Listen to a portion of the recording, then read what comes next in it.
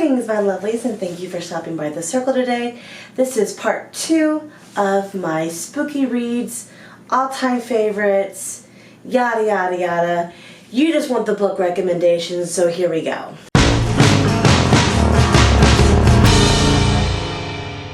So this video is going to be a little bit different from the last one because it's more of just authors in general. And if we're going to talk about all-time best spooky authors, we really got to mention number 1, Stephen King. I mean, he is the most prolific writer of just everything, but horror is his jam.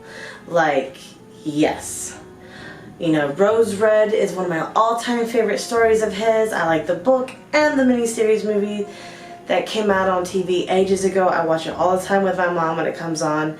And then of course you have Misery, Pet Sematary, It. God, there's just hundreds of them. So yeah, he's definitely number 1. Number 2, Sarah Allen Addison. Now I like all of her things since discovering her book Garden Spells, which is very practical magic-esque. The movie version, not the book version, because if you watch my other videos you'll realize that I don't like the book version. I prefer the movie, but hey, that's life. It's my opinion, don't sue me. But for the specific Halloween-y feel, I would have to recommend First Frost. It is set in October, the leaves are changing, everything is like it's holding its breath for the first frost of the season. And that to me is just everything is the epitome of fall and Halloween. You have witches and a mystery and the past coming back to haunt you. I mean, what more do you want? Plus, you know, it's always family fun and feel, you know, fuzzy, warmy, feel good stuff. So yeah, check it out. Number 3, Blood and Chocolate by Annette Kloss. Now this book is a young adult before young adult was even a genre, if that makes any sense. I read this when I was younger, back when there was only an adult, juvenile, and then kids section in the library. And this was my very first foray into urban fantasy.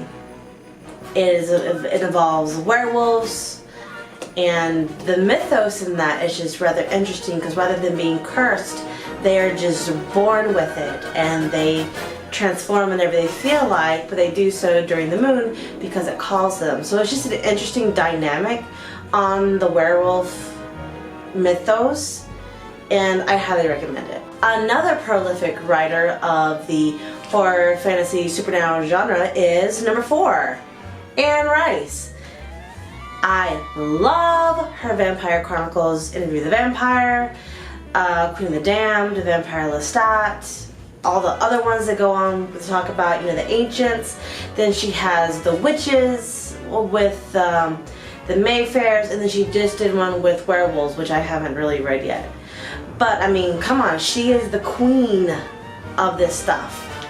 So yeah, if you've read any one of those, please let me know. And number 5, Beautiful Creatures. Now I like this book more or less because it's a Southern Gothic. So you have coming of age stuff, mystery, and it's all set in the Deep South, where you have your genteel families and long-standing history among the clans. Not the Ku Klux Klan, but the blood kind. But I mean, I like it, but it's also one of those rare books where I like the side character more than I like the main character. Like, I like Ethan in the books, hate him in the movie. In the movie I like Leanna, but in the book she just comes off as so whiny. But it's, you know, Deep South, which is always steeped in mystery and magic because the two, they just, you know, intermingle, and witches. There you have it. That completes my top 10 actually books that sort of get you in the Halloween-y, fall time, magical, mystical, Mephistopheles feeling. If you've read any of these books or authors, as in this case, please comment down below and tell me what your favorite is. If I haven't read it, I will add it to my to-read pile, despite what my husband may tell me. I'll do what I want. If you want to see what else I'm doing around the world, please follow my social media links down here below. And you can also click the link below to check out my Wattpad stories, which are mostly just fun short stories that I do because I have other stories in my head that are demanding attention. And if I want to stay on track with the Serpent's Coils, I need to give them an outlet. So that's all that I have for you this time.